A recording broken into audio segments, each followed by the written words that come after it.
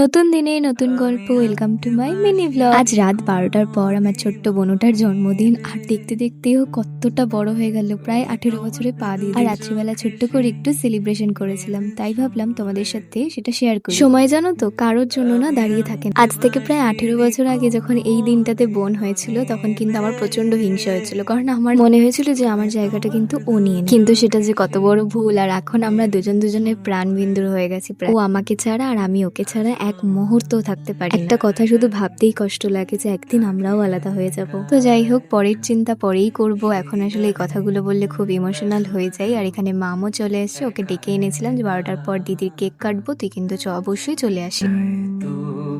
এখানে দেখো মা কি সুন্দর একটা কানের গিফট করেছে, আর তার সাথে কিন্তু ব্রেসলেটও দিয়েছে। কত সুন্দর সুন্দর গিফট পেয়েছে বলো তো।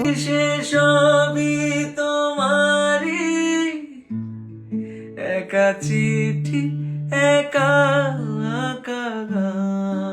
এই কেকটা আসলে আইসক্রিম আর কেক একসাথে, কিন্তু নতুন আসলে লঞ্চ হয়েছে, তাই ভাবলাম একবার ট্রাই করি। আর এই ছোট্ট বুকেটাও আমি দিয়েছি। এটার মধ্যে দুটো গোলাপ ছিল, জানি না একটা কেন দিয়েছি। এটাও আমি আসলে ব্লিঙ্কিট থেকে অর্ডার করেছিলাম। সেই দিন আসলে আমি যেতে পারিনি বাজারে। ও আসলে খুব ফুল ভালোবাসে, তো তাই ভাবলাম ওকে একটা ফুল গিফট করি।